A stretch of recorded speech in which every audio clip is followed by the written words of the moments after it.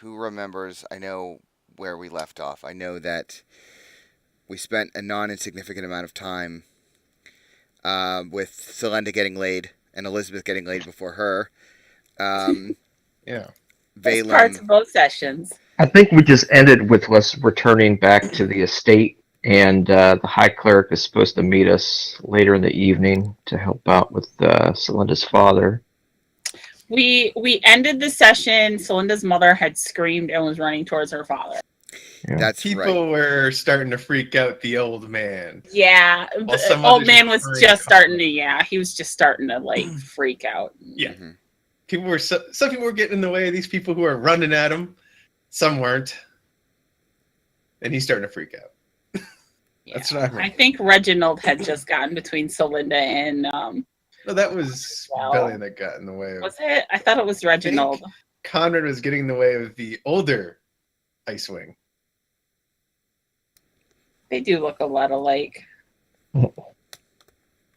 Okay. Is Jason? Are you here? Is he? I'm just lurking. Okay. I hadn't heard you say anything. All right. Yeah. So you guys had all just regathered back in the manor. And yeah, Callus was just beginning to panic, realizing where he is, and um, I do recall that the proper Lady Icewing was like running down the stairs to meet her husband. She is Baroness Icewing. Thank you very much. I am Lady Icewing. I mean, sure, yeah, and yeah, so yeah, Bellion was trying to interject. I do recall. Um, what are you guys doing?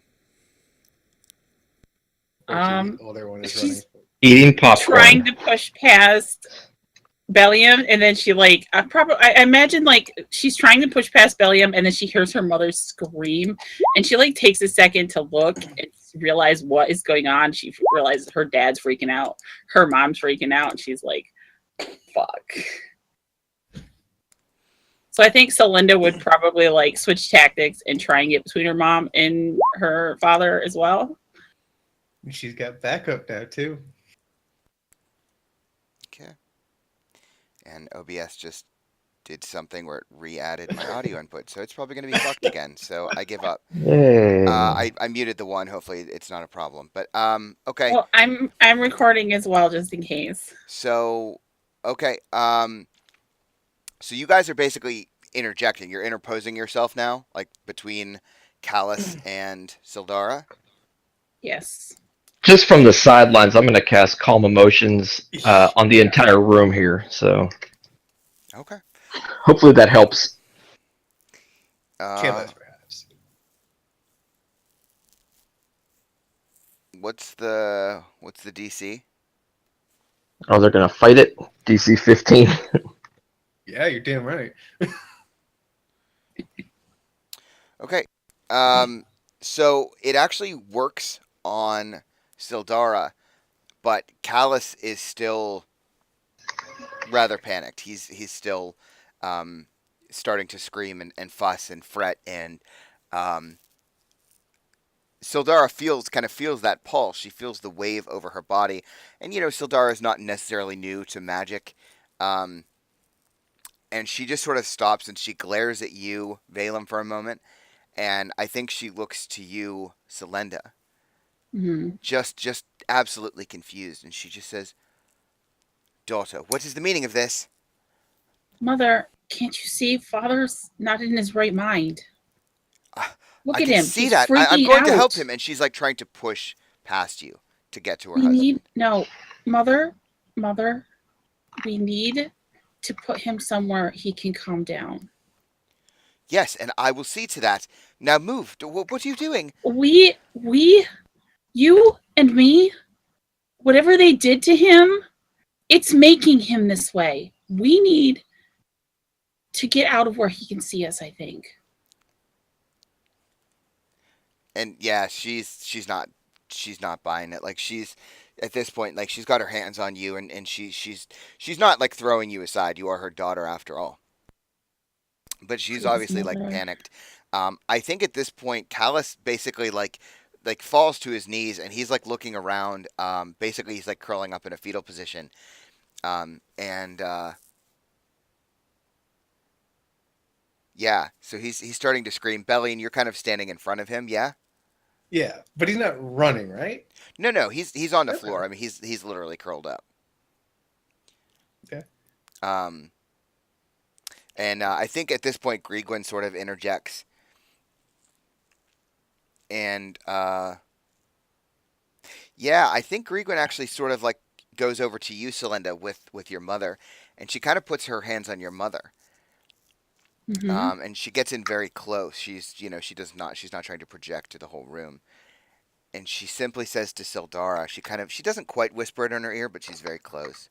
She just says, Sildara, I'm afraid that this is what you were looking like. Not a week ago. Not 2 days ago. I think it best we listen to Celinda and her friends. And like Sildara is like completely broken. Like hearing it from Grigwin almost makes it real in a way. Um, and I think your mother just sort of like reaches out and grabs onto Grigwin and just sort of like begins to sob. And Grigwin It's sort of like painful. puts her arm around your mother and sort of tries to begin escorting her away. It's obvious that your mother is putting up a fight. She's not Mhm. gonna fight Grigwin, but she's obviously, she's reluctant to leave the room. Cage match. Um, in the meantime, so this Celinda is gonna follow because she just wants to get out of her father's. She wants them to be able to deal with him, okay. help him. Right. So yeah. So you're gonna help Grigwin escort your mother Yeah. through the room. Okay. Um, what is everyone else doing? Like Callus is still basically on the floor, just curled up. Um, Recognizing that my spell didn't work, I'm gonna go into doctor mode, I guess. I'll kind of kneel down above him, try to comfort him. You know, things are gonna be fine. You're around loved ones. Um, no one's here to hurt you, etc., etc. Help is on the way. Okay. All right. So you're trying to soothe him. Bellion, what are you doing? I just gotta look over. Valen doing his doctor and go, Valen, perhaps we should take him downstairs for that wine delivery. Somewhere out of the way. There's a nice, comfortable place to lay down there. I have made it that way. It'll be fine. A little less. Maybe he has an actual bedroom as opposed to taking him to the basement. I believe the women have gone up there at the moment. I would assume that he shares one with a woman. All right. Just somewhere that it is quiet. Out of sight, out of mind. Yeah. Okay. Yeah, be like, I'll try to help him to his feet at that point. Gillis, the winery is just the wine cellar is just nearby. Let us go. Okay. Again, I don't want to be forceful in lifting him, but just kind of coaxing him, Sure, to his feet, kind of thing. Yeah, I get it. Mhm. Why don't you, Valen? Why don't you roll persuasion with advantage? Nice. Yeah. Yeah, that'll do it. Yeah, so it's at first like he's still reluctant as you're kind of helping him, but then Bellion is talking about like the wine, like we have this delivery to make. It seems to like jog a memory for Callus. Like you notice that there's like a sudden shift in his attitude, and it's like he's suddenly remembering something, and he just sort of like nods reluctantly, like, "Oh, right, the wine," and like he will go with you, like he will, he's definitely not going to fight you in any way. So you guys begin to take him down to the wine cellar, I assume. Yeah. Yes. Okay. Elizabeth, Alton, what are you two doing? That's kind of at a loss. She's kind of just standing on the sidelines, kind of. If somebody asks, she'll help, but she knows he's got a male friend. Yeah, frail mental state. Sorry. And she'd rather not be in the way, and she's not quite sure what to do. So she's hovering without interfering. Okay, Alton. Honestly, given all of their reactions, even I understand that people are going to need to calm down. I think I'm in there making tea or something like that, just so everybody has something to distract them. Okay. All right. So yeah, Celinda, Grigwin is helping you to escort your mother. And where exactly are you taking her upstairs? Probably up to her room, yeah. Okay. And I think we have that scene where we see the staircase heading up, and your mother tries to like turn over and look back as Valem and Bellion are sort of escorting Callus off to the wine cellar. Your mother keeps like glancing over her shoulder, looking at her husband. She obviously looks grieved and is definitely sobbing as you bring her upstairs. Um, and yeah, so Selena, you escort her into her bedroom with Grigwin. I think she just kind of sits on the edge of the bed, and she's just kind of she's trying to stop crying, like she's trying to calm herself, but she's obviously having a difficult time of it. And I think that kind of sadness begins to turn into anger, Hmm. and she looks to you, Selena, and she says, "Daughter, I don't understand what's happening here. You brought him home. You brought him to me. Now I don't understand what this is. This madness. I don't Explain either, why I can't Mom. see him. Why do I have to wait? Because What? apparently we upset him. Whatever he thinks he did, what he was charged with. He thinks he murdered that woman. We all know it's not true, but Well, obviously it's not true. I he's don't. worried. He's worried about us. But why should he be worried? He can see us. He knows that we're safe and fine and well. And No, he doesn't. He thinks him being around us, I think he thinks it hurts us. But we'll just have to wait. We'll have to wait for the priestess to come. and when will that be? Why are they not here now? I don't know. She's a strange woman. I I'll go ask Valem if you are okay here. Well, I know it sucks, Mother. I had to go through it with you. Trust me. I don't. Won't he be upset if he sees you? Is it just me? I think they're probably gonna take him somewhere to rest. They're not leaving, are they? No, don't, Mother. Just she puts her hand on her mother's hand and she's just try to be calm, Mom. He needs us to be strong for him. Yeah, and Grigwin is obviously like sitting down at this point and kind of trying to soothe your mother as well, and sitting next to her. And Grigwin obviously looks very distraught. She looks, Grigwin looks obviously upset because she's seeing in Callus what she lived with Sildara for quite Mhm. some time. And Grigwin begins to like stroke your mother's hair and kind of like she's like patting her hands and she's kind of nodding at your mother and she just says, "I think it's for the best, Sildara. This priestess woman did heal you, even though I don't much like her, but just give it time." And Sildara like is looking at Grigwin, obviously like distressed, but between the two of you, you do manage to calm her down enough that she will stay in the room with Grigwin. So if you'd like to Right. leave, you can. All right. Um, She'll give her mother a little kiss before she leaves. okay. Yeah, and I think like right as you're going to leave, she sort of grabs onto your hand and she says, I trust you, daughter. Just please be fast about it. I want to will, see my Mother. husband again." I know. Yeah, and I'll be right back. yeah, she kind of like lets you go. Yeah, I'll head down to see if I can find Valem. Okay. And when Celinda comes downstairs, what are you guys doing, Bellion and Valem? We went to the wine cellar. I believe that unless Reginald goes with, he'd probably be able to direct her like where we went. No problem. I'm sure someone's around that can just tell. Oh yeah, they went that way. Well, I mean, I But think Celinda knew what your idea was at least, and that's Celinda would possible. obviously know where her wine cellar is. I mean, Yeah. you probably heard them while we were upstairs. Pretty much would probably just. I think we're just gonna go downstairs. Essentially, go find the pile of things that have a large white cloak draped over it that have become a bed. If that white And- cloak is still there. Oh, it is so still there. I only removed it that one time. Just haven't got back to get it yet. Okay. And probably just letting them chill out and be like, essentially looking at him and go, well, we have a little bit of waiting time before the rest of it get here, and we'll unload it, and it'll be good. Yeah, and I think Callus begins like looking around the cellar a bit. He says, I don't think there's enough room here. I think we should move these shelves, and there isn't space enough for all the delivery. Is it all going here?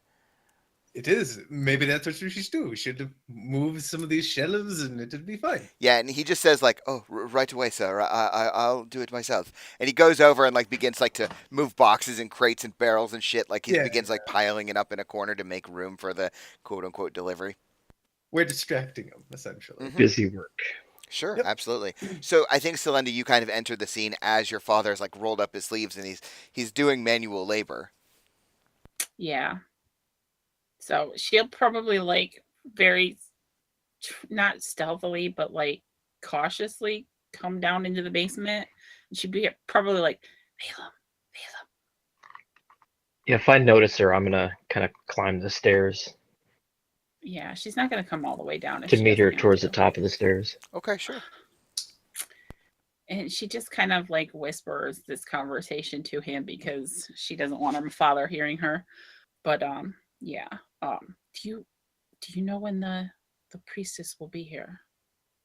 She is taking care of things in the outer city, same as last time. She said that she would be here later this evening. Okay, so she will be here tonight. Yes, All right. Mother's very upset right now. it's quite understandable. Obviously, she didn't remember her own state, so obviously she's confused with what's going on. Yes. We have calmed her down quite a bit, but How are you doing? well, it's been a bumpy ride. I was really happy this morning. No. I know this is hard on you. I know you have a tough exterior, but we all have emotions, so if you ever need to talk, just let me know. Thank you, Balaam. You've been great. And she just like wraps her arms around him and gives him a big hug. Thank you. He returns the hug. I don't know what we'd do without you. We'll get through this. And then we'll go visit your family. Yeah. All right. I probably should get back to Mother. Okay. Okay. She turns and goes back to her mother. Okay. All right. So you go back up to your mother. And I think unless there's anything specific anyone wants to do, we can kind of like wind the clock forward here a bit. Like Yeah. Elizabeth and Alton, are you doing anything in the meantime? Like aside from like bringing people food? Not really. This is so. I met these people a week ago. Yeah. Yeah. Yeah, and Beth would kind of let Belly and Phelim know that like if they need additional distractions, like maybe they can go out in the yard and say, oh well, since you're waiting for something, can you give me a hand with yard work or something like that? Just like something Beth would know how to do to keep Kalis distracted. Yeah. I mean, and he spends like most of the day just like finding busy work. Like he cleans, he sweeps, but like for the most part, I think Bellion and Valem keep him kind of confined, right? So he can't just like wander around aimlessly. Yeah. When he gets done moving stuff, eventually we'll just start like minor illusioning small mice going around and going on a mouse hunt. Oh my mice that god, don't that's exist. Yeah. really that's pretty cruel, but I respect it. And I Just for think mice I that think what don't happens when exist. you do that, Bellion, is like he begins like getting really frustrated because he's moving these barrels back to make room for the wine, but then he's got to move the barrels again to try to find the mice. Yep. So it's extremely time My consuming. God. I Because think my they're so mother would mad. shit a brick if she knew her husband was doing this. Oh, I think Callus would shit a brick if he knew he was doing this. Oh my God, he would be so pissed. And He comes to won't- clarity. He wakes up like, why am I so sore? I won't mention there's a smile ear to ear while chasing these mice. Because, yeah. Okay. Yeah, so you guys spend the day, Selenda and Grigwin are trying to soothe your mother, and Alton is presumably cooking as he always is, and Bellion and Valem are taking care of Callus. and hours pass, and it gets to be probably early evening. 6 o'clock, maybe 7 o'clock, and um, I think like I imagine Valem and Bellion are probably still mostly downstairs, and I think Selenda, you've basically spent the whole day upstairs. So Elizabeth and Alton, which of you, if not both, hears the knocking at the door? I would assume that even if we both hear it, Beth would be the one to answer it. Okay, Yeah.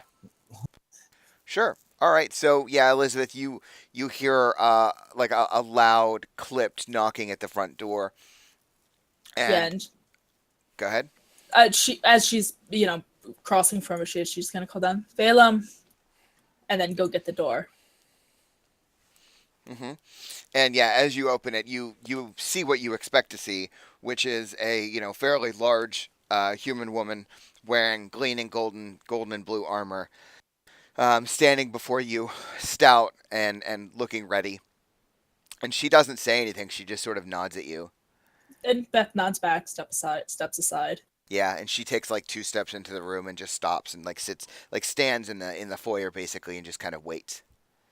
Balaam will be here shortly. Thank you for coming. Yeah, and she just kind of turns her head slowly and nods at you. Well, as soon as I hear Elizabeth call down to me, I start to head upstairs. Okay. If I heard her. Yeah, I mean, I think she would definitely have, like gone to the door, what have you. You definitely would have heard her. Yeah, so you can kind of come upstairs, and Elizabeth is there waiting for you. And there in the foyer is the priestess, the high cleric of Lathander. She just kind of nods to you. Mm-hmm. I go over and greet her. Thank you so much for arriving. We have Lord Icewing in the basement. Yeah, and she I think she kind of cocks an eyebrow at you in a little bit of confusion. I go on to explain his reaction upon entering the estate was quite traumatic, and we needed to separate him with the Baroness. With a what? Whoa! That was the joke I made earlier. The Freudian Baroness. slip now. The bare-ass Baroness. Okay. Yeah, so she wow, that really threw me for a loop. All right. Yes, it did. So yeah, Everybody she knows you my explain mom is. the situation, and she kind of nods. She says, "I think that I am prepared for this. Would you like to?" And there's like obvious reluctance to perform the ceremony in the basement. Obviously, wherever you feel that would be best. She's I imagine it's later in the evening. There's probably no sun or anything yeah, like the sun that, is the like sun is last the time, sun so. is definitely setting for sure, and Yeah. she's like, I would rather do this in the presence of the sky at the very least. Could we bring him up here, perhaps? Sure, absolutely. Yeah. Okay. And you do see like kind of standing. I think Elizabeth, you probably see it. That standing outside is like one of her servants. Um, I don't know. Yeah, like one of you would know that it's Sesk, and he's carrying like kind of a canvas bag with presumably with supplies and what have you. But he's waiting outside. Like he doesn't come in the house when she does. But I come out she's and offer her tea. you're gonna offer her tea, Well, I'm going to offer the high. right? The Cleric. high cleric tea. Yeah. So and this woman is towering, right? Like she's not a small woman by any stretch. And of course, Alton, you are by very definition small. And she kind of like looks down at you, and she sees. Are you like? How are you presenting the tea to her? I'd imagine that because this is a fairly well-to-do house, there is a tray. So it's just a cup of tea, sugar, a little bit of cream on a tray, and I'm holding it more or less above my head, so it's slightly above her waist. Right. That's kind of how I was picturing this. Yeah, you definitely have. There's definitely a silver platter that you would have perhaps to serve her. And she kind of looks down, and I think the tray is kind of blocking your face a little bit, and you see her kind of peer her head around to look down at you. Tea? No, thank you. Perhaps for after? Of course. Yes. And like she obviously makes a show of like trying not to like looking away. Like you give her the creeps a little bit. Like she looks a little spooked by you. Okay, then. That's going to be fun. Okay. Yeah, so she's kind of waiting and Valem, like do you like Selenda, because you haven't come downstairs, right? I don't think so. So Valem, are you just gonna go retrieve Callus or Yeah, I'm gonna go downstairs and I'm I'll gonna ask. tell him. Go ahead. Sorry, I'll ask you before you go. And do you want me to go up and get the girls, essentially? Uh, it might be best for them not to come down until after the ceremony, just knowing how he reacted when he saw them at first. Um, you could let them know that the High Cleric is here, but I would advise against them. All right. And Beth will head up and just kind of join the other three ladies and let them know the skinny. Okay. Okay, so you go upstairs and you go to tell Selenda that the priestess had arrived, and Selenda, how do you react? Probably favorably. I mean, she'll look at her mother probably first, be like, is she gonna freak out? Just assess what her mother's feeling, I guess. Yeah, I think your mother is you can tell knowing your mother that she's basically chomping at the bit. Like she just wants this to be done. Yeah, I think Like she Celinda wants to feels see her pretty husband again. similar. Yeah, I think Celinda feels pretty similar, but she's also been through this, so she knows how painful it's going to be for her to watch that Hmm. because it wasn't pleasant. I think Grigwin kind of looks to Sildara, and I think she offers. She says, "Sildara, if you'd like, I can watch over and make sure there's nothing untoward." I don't know if I like that idea. You were pretty screechy. And with all due respect, Grigwin, we don't know if he's going to have a similar reaction to you because you are part of the household. And like, A very favored part of the household, if my understanding of the situation is You correct. Screamed and used thaumaturgy when Mom was being healed. and like, I think that Sildara is not aware of that until you say it.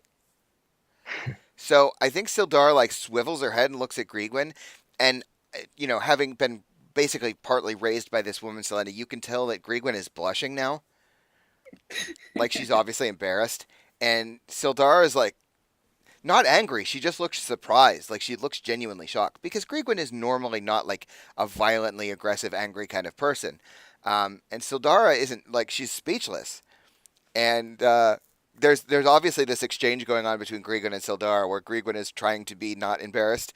Um, and I think your mother like tries to be diplomatic in the moment, like she kind of regains her sensibilities, and she turns back to you, Elizabeth and Selenda, kind of at the same time, and she just simply says, "Well, I don't know about that, but if you insist, then I trust you. But you will retrieve me as soon as it's over, yes?" And Beth just kind of nods and glances at Celinda and, goes to leave. Okay. Thank you, Beth. No problem, so. Okay. So you begin to head back downstairs. Yeah. Valem, have you like retrieved Callus? I would have gone downstairs and explained that the High Cleric is there for the delivery, and I kind of again coax him up the stairs. Okay. Yeah, and still, you spent enough time today together that he's more trusting of you, and you're talking about the delivery, so bonus. And so yeah, and I should point out like Callus is like covered in grime and dirt and dust. Like his knuckles are basically all black from soot in the wine cellar, like from cleaning and everything else and moving barrels back and forth. So yeah, you begin to escort him back up. Belly, and I assume you're going with?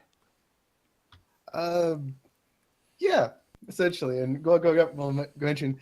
Oh, and she will take care of that. Just in case you wouldn't poisoned like I was, she will make sure that you're fine as well. Do not worry about her. It is helpful. You remember the big, skilly winged things that we... Yeah, and like there's a moment where like he obviously like suddenly his eyes go kind of wide, like he remembers the wyvern attack. It's like, Yeah. She's just going to look you over. Do not worry. Should make sure that you're 100% still. I don't understand why. Am I ill? Just in case. Oh God, am I ill? Possibly, but do not worry. You'll be fine. But She is very good. You- Trust me, I protected you, didn't I? yeah, and like he's really like he's not like freaking out, but he's freaked out. Like He's worried. you're telling him he's diseased, basically. Kind of, yeah. And yeah, he's beginning to like get really spooked. So he's still going up the stairs behind you, Valen, but he's obviously shaken. He's like, I don't understand. I don't remember being. If I hear any of this, Oh yeah, you I do. kind of intervene, and it's simply for precautionary purposes. Obviously, she's a Exactly. cleric. She wants to to make make sure it everyone is worse. fine. So she might just perform a quick ceremony, just to ensure that everything is okay. It's simply precautionary. Yeah, and he calms a little bit, like maybe 5-10%, but obviously there's this like undercurrent of like, did I get stung? Am I hallucinating? Like, is any of this real? Like, he's obviously like questioning his reality, kind of suddenly. Yeah, Kind of look I worried. promise I'll go through it with you. I'll go through it with you. I'll be there the whole time. Yeah, don't worry. It'll be fine. It was probably... Remember the time that I tried to harvest and it squirted all over? We're just making sure you're all okay. Right. Okay. All right. Precaution. You're probably fine, but, when in doubt, make sure. Yes, I suppose. All right. And so like he's like heading up, but there's obviously like a little reluctance in his step, but he does go with you, of course. So at this point, like as you guys are ascending the stairs, the cleric has kind of like looked around, and she, as you approach, she's like looking around the room, um, and she's trying to figure out like where the best spot is that they can do this. And she kind of like beckons to the sitting room. And she says to you, Valem, he could have a seat. I think that this would be sufficient. Absolutely. Yeah, I bring him to where she's kind of gesturing. Okay. Yeah, so you bring him over to the chair, and I think Elizabeth, are you in the room? Yeah, so I came back downstairs and just kind of waited. She's a little awkward, obviously, just kind of Right. standing there with the high priestess. So I think what happens, Elizabeth, is she kind of like looks to you, and she just simply says, "Would you mind?" And like she like whistles a little bit, and she like beckons you to the door, like she like points at the door. I go to the door, but I'm not quite sure like what's going on. Yeah, and like as she's like I'll glance she's outside, just like she's about to walk into the study or into the sitting room, excuse me. But she realizes like she kind of turns and like looks at you and cocks an eyebrow. And she doesn't say anything. She just makes a face like at the door. I'll open the door. Yeah, and there's Sesk just standing there with this canvas bag over his shoulder. And he You like could've he come looks in. up at you, and he's just standing there like staring at you with this heavy bag on his shoulder. Yeah, she's just gonna look at him and just kind of, you could have come in the first time and let him in. Again, it's kind of a friendly tease, but Yeah, and he like when you say that, he looks very suddenly nervous, and he looks at you, and he begins to stammer. He's like, "No, I can't, I can't come in without being invited." And like you notice, like he keeps making eye contact with you and looking away. But like, oh well, come on in. yeah, and yeah, he takes a step in with this obviously very large bag. He's not a vampire. Stop it. And yeah, so he kind of comes into the house, and she sort of like the high cleric just snaps her fingers and kind of points to the floor, and he like rushes over and like lays out this big sack and like opens it up and begins to like, he's got like holy symbols and candles and all that jazz. Like she seems more well prepared, suffice it to say, than she was last time, because now she has some expectation of what to expect. That was redundant. So she kind of walks in, and Callus has kind of sat down, and his eyes like he looks jittery, right? His eyes are kind of darting back and forth, and he sees this priestess, this very very large woman, and I think if anything that spooks him a little more, and if he could, he would like push himself further back down into the chair. I remain at his side, kind of like standing next to him. I got my hand on his shoulder, kind of like reassuring him everything's fine. Yeah, and he's like looking at you while you're saying this, and then he like looks back at the priestess and like looks at you and like gives you like a very quick like little stern nod, like yeah, okay. Um, yeah. So the Sesk is setting up, and the priestess is kind of getting herself prepared. What is everyone else? Is anyone else doing anything?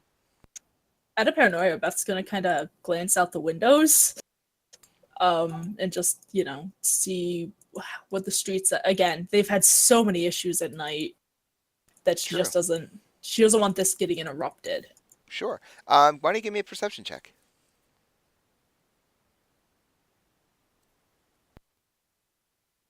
Let's see here. There we go. Yeah, so I think the only thing you notice is that, as you have noticed before, because you're becoming accustomed to the city, which is probably pretty unusual for Elizabeth, I imagine. But you're noticing the one thing that you've seemed to notice all the time, which is you see people like across the street and in the manor across the way who are like peeking through curtains because obviously something is happening at the Icewing Manor.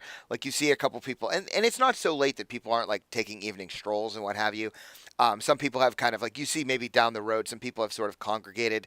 They seem to be like having a conversation, and there's some people in some windows around who seem to be looking in the direction of Icewing Manor. But Okay. nothing necessarily incredibly suspicious per se. All right. Yeah, so the high cleric is Sesk is basically all but finished setting up for her. And Callus is still nervous, but Valem, you're kind of talking him down and keeping him calm. Mhm. And I think the high priestess, or the high cleric, I keep saying priestess, she, kind of looks around, and who all is in the room? Belly and Valem, Elizabeth. I Alton would would have wandered in just because he can't make tea at the moment. What as about soon as Reginald? like Valen was chilling out and cool and everything, Belly would just walk by Cess going, "For the fucking dragons," and just walk out and go get clean. Like he'd taunt the guy a little bit and then just go up to like upstairs and go get clean because they haven't been clean in a while. That is entirely true. Conrad, are you back? Yes, I am. Hooray! Okay. Yay! Reginald stinks Internet too. troubles, but yeah. I'm not sure what I missed between the We made him initial chase greeting mice. and him now going to be healed. Not a Basically, whole lot. yeah, you guys just Yeah. everyone just basically prepared, and Bellion was messing with Callus, and everyone's just ready. And now the High Cleric is there, and you're in the room. You're in the sitting room of Icewing Manor with everybody. And Callus is looking suitably nervous as the High Cleric is preparing her ritual. Is there anything you want to be doing? Probably going to get clean sounds like a good thing to Reginald. So Sure. Okay. So you and Bellion are going to go take a bath together. Yeah, why Don't not? get real friendly. Oh, So my. hot. Alton's gonna get jealous. I might have to draw some of that. I mean, he's small enough.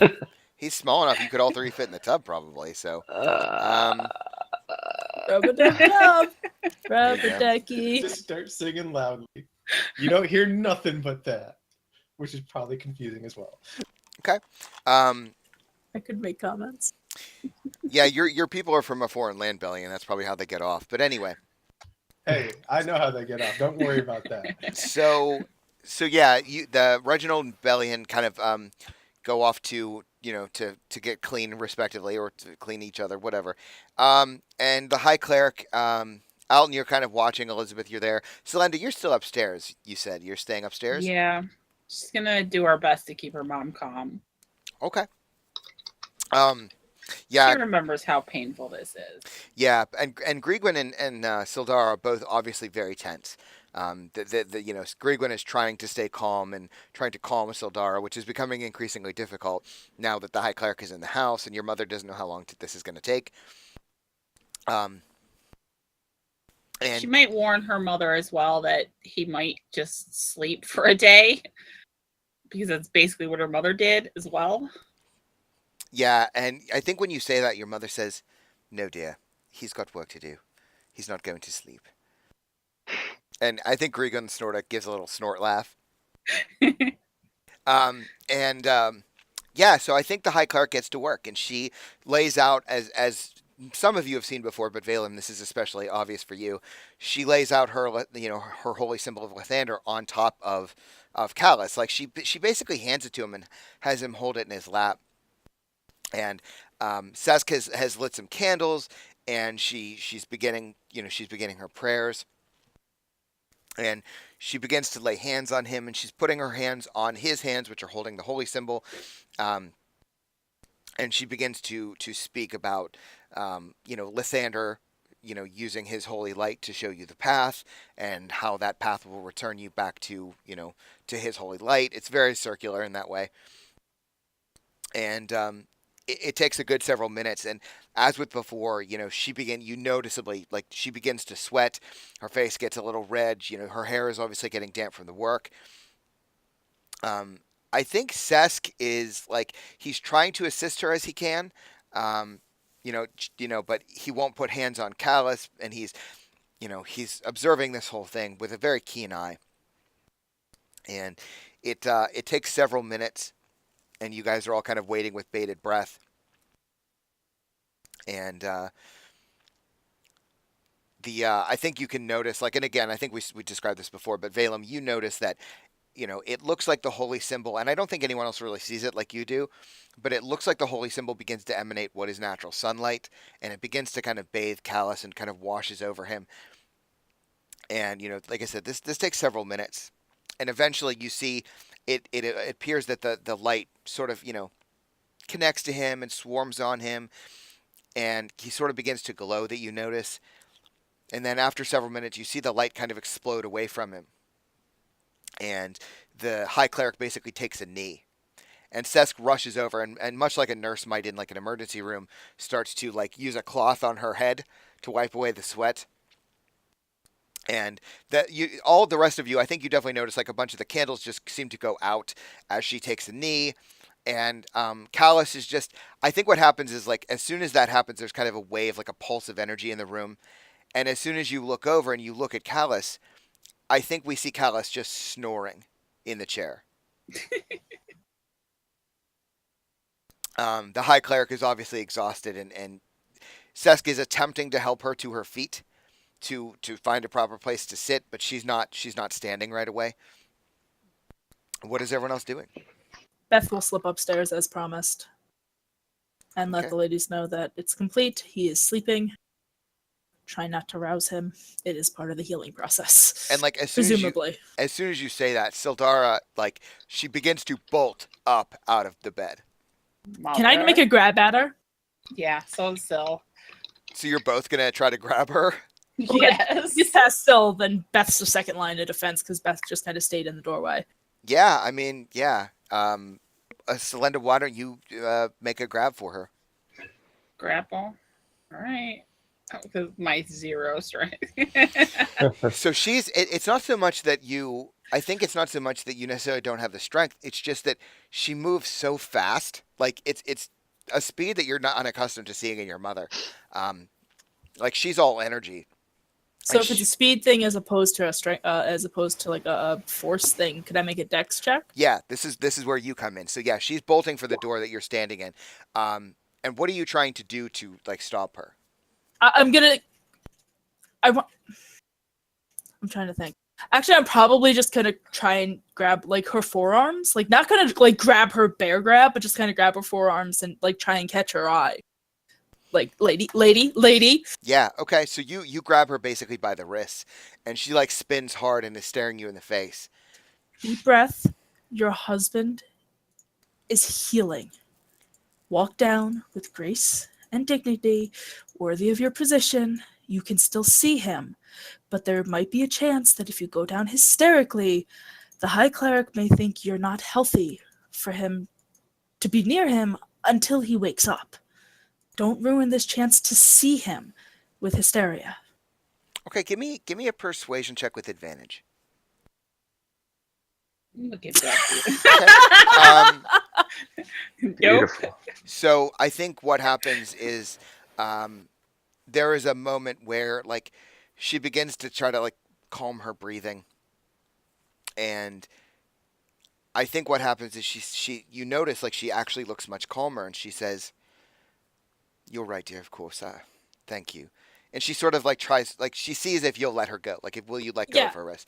And absolutely. she begins to like she kind of brushes herself off. She begins to take two very regal steps down toward the stairs, and then you see her like sprint down the stairs, like taking like two or three steps at a time, just down the stairs. And the rest of you all, of course, hear this. You hear the footfalls. In seeing this, I'm gonna turn to Celinda and Grigwin. And then I'm gonna look at Grigwin. That's where she gets her ness from. And I think What Kriegwin are just you like cocks her doing? head at you. And I think Kriegwin looks at She you. ran. I think Kriegwin looks at you, Celinda, and she says, "Does she think she's funny?" Great. Well, so Linda is just giggling right now. She's like, yeah. Yeah, and I think Kriegwin like stands up and begins to like brush herself off, like she begins to like ruffle her skirts or what have you, and she like reaches down to help you up off the bed, Celinda. She'll take her hand. Okay. Yeah, I'm and just so she happy. begins like walking with you very casually out the door down the stairs. And the rest of you downstairs, you see Sildar basically tripping, running down the stairs, and you see her like almost like run into the wall trying to get to her husband. And there, Callus is not woken. He's not seemed to be bothered by the sound, and he's just still snoring, like really loud, sort of sawing log snoring. Um, And yeah, what do you guys, especially Alton, you're kind of standing there, and what do you say? Do you do anything? I have the tea, and just here you go. Tea and crumpets. And this woman just runs by. I think we're gonna change your character's name to Jeeves. Um, I, but I stand between the high cleric and her, just almost like a buffer. And I guess if she continues to run at Kalis, I just keep saying he's going to need some rest. He's going to need sleep. yeah, This and is I think the high cleric begins to attempt to stand with Sesk's assistance, and she does so reluctantly, like she's able to get on both feet. And she kind of looks to you, Valem, and looks to Sildara. And I think the High Cleric simply says to Sildara, "He is unlikely to wake up, as he says. Your husband requires rest, but you may see him." And I think, like, at this point, we see, like, Sildara with, like, a single tear, like, she's beginning to sob, trying, because now she feels like people are trying to impede her way to her husband. But the High Cleric says that, and Sildara sort of takes a couple steps and sees, Callus just sitting in this chair in like worker's clothes, covered in soot, and he's just snoring in this chair. And I think Sildara laughs a little bit, and she just sort of walks over. And these are, of course, big chairs, right? This is a noble house, so Oh, she yeah. sort of like walks over and like sits on the arm of the chair, and just sort of like lays on him, like not on like I don't know how to explain it. Like she's like leaning on his side, and she just sort of takes her head and puts it on his shoulder, and she just closes her eyes. And Like when you sit on the arm of the chair and then you kind of slide halfway into the seat. yeah, and she's just like laying on his side as he's snoring, and she just seems content. Like she's obviously not sleeping, but she just closes her eyes and sort of just nuzzles into her husband. Oh, that's so cute. She's getting cuddle action. Okay, so yeah, the high cleric obviously takes her several minutes, and at this point, Alton, she will take you up on your tea. I offer some to her assistant as well because let's face it, that man had to carry a very big bag. Yeah, and before he'll take one, he actually looks at the high cleric, and the high cleric gives a nod, and he reaches up and takes tea. Did you make anything to eat, like croissant? No croissant today. No croissant. It's late in the day. I didn't know what the Probably deal out was of gonna be for dinner. supplies. We haven't gone shopping. Okay. Yeah, so it obviously takes the high cleric some time to recuperate, same as before. Grigwin, escorts you, Selenda, downstairs, and you kind of walk in. You see the frame to the sitting room, kind of framing this whole weird tableau with several of your friends with your father snoring like sawing logs in the chair, with your mother like laying on top of him with her eyes closed, Alton serving tea to the cleric. What do you guys do? Like, what's next? And of course, Belly and Reginald are getting frisky in the bath. There's no friskiness. It is singing and cleaning only. It's all friskiness. Yeah, but you He's gotta get dirty to get clean, Belly. Come on now. Already dirty. I was stabbed and almost killed. Well, you can get stabbed again. No. I'm sorry. Different kind of sword. Oh God. Oh. No. That's Ram's bottom, but no I'm, Ram bottom here. I'm gonna give myself inspiration. Oh, great. Random DM. Never mind. Yeah. Okay. Yeah. So what's next? I go to the High Cleric and thank her. Yeah, Syl does too. In fact, she'll hug her. Yeah, and I think like Valem, of course, there's a certain protocol that's established between the two of you. So you, as you're kind of like you're thanking her and you're beginning to have this conversation, Syl kind of walks over and like hugs her, and like you see Valem, you can see her eyes go wide, like she obviously looks a little confused and like what the hell is going on, but she sort of like lets it happen. Mm-hmm. I mean, she's probably too weak to fight it right now, and yeah, she kind of like, as you like pull away, Celinda, she looks to you and there's like a little smile on her face. She just nods at you. Linda just like beams up at her. Thank you so much. Yes, well, forgive me for saying so, but I do hope this is the last time I see you for some time. So do I. Not that you aren't a lovely woman. Yeah, and like I think we see like Sesk over to the side, like when you say that, he's got his tea to his mouth and he begins like he actually chokes, like trying to swallow tea when you say that. And she like there's like a slight little smile that crosses her face to indicate that like it's okay. She said yes. Well, if that will be all, I think we will retire for the evening. And like Yes. Sesk is sort of like off to the side, just kind of watching the show, and there's like a little flash of disappointment across his face. You could. We have guest rooms if you'd like to nap. You look exhausted. Yes, well, there's much work to be done, and we have beds. Well, yes, but ours are very nice. Yes, thank you, but and like she's obviously thinking about it. You wouldn't have to go all the way across town. That must be tiring. Well, I And suppose you're already exhausted. it would not hurt to be here when he wakes to make sure he's all right. Yes. And like over in the corner, we see like a Sesk like barely containing his excitement to be sleeping in like a proper bed. So she says, "Yes, well, you can show me where to sleep. I would appreciate it. Thank you." Yes. She'll take her upstairs to probably the nicest guest room. Okay. Yeah. Yeah, and I think like there's probably just like one bed in there, like maybe like one like double bed or one queen size bed, and maybe like there's like a relatively comfortable chair, like maybe a couple chairs off in the corner, and she says like as you go in and you see the room, she kind of looks at Sesk and says, "You may sleep on the floor." And there's like a sudden like sullen expression that crosses his face. No, ma'am, he can sleep in his own room. No, he is my apprentice. I think he should stay close.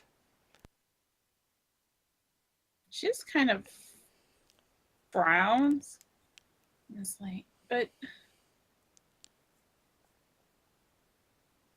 that- Well, shouldn't do you he have- be allowed to? It's not a problem. We have plenty of rooms. do you have one next door? One that connects here? Yes. Fine, he may sleep there. And she like looks at him and he's obviously like beaming with excitement. He can't contain himself.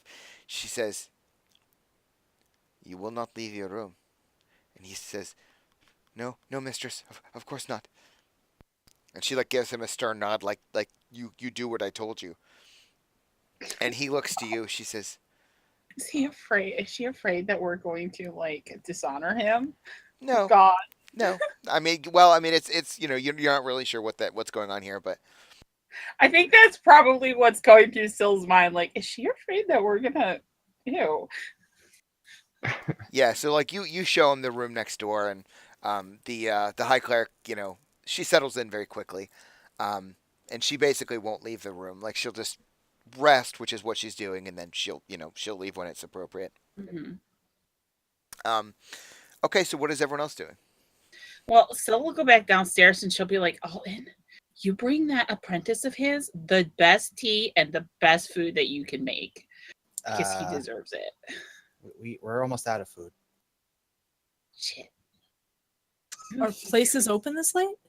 I mean, it's Baldur's Gate, and you're in the upper city. Like you can find somebody that's willing to sell you merchandise. I feel bad. I She's know gonna that. Make him sleep on Beth the would floor. not. True. Like But- the only thing she knows open late is the gelato shop, and that doesn't seem appropriate. Oh, You could we go could get- go get him gelato. I bet You he'd could love get him a that. bucket of gelato. And then eat sugar eyes, and then sugar crashes. And you can make sure to serve it to him yourself. No. I don't think Asher would like that. Yeah, let's not get started there. Okay. You should go see him, by the way. Yeah, I know. She's trying not to think about that.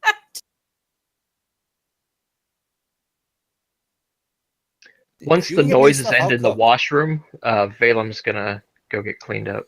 Yeah, but Beth would essentially offer to kind of just run out to find something, because they all need something to eat. Okay. So Elizabeth, you're gonna leave to go find food? Yeah, again, if, she'd At the talk with very least. Elton, get a shopping list of anything he can think of, get meat, veggies, this, that, just whatever she can find. She's Flour, a ranger. butter. She can find food anywhere, right? Isn't that No. like a skill? I Not in the mean- city. She brings some random berries she found on the road in Baldur's Gate. We all die. I got meat the other night. I don't need any more. Oh! Oh. Wow. At this point, it's probably shirtless walking around and eating jerky time. Okay. But yeah. So you're gonna go find food. Reginald and Bellion, you guys are out of your baths, Cleaning. respective baths. Reginald, what are you doing? How late is it? Probably like 8 o'clock in the evening, maybe 8:30.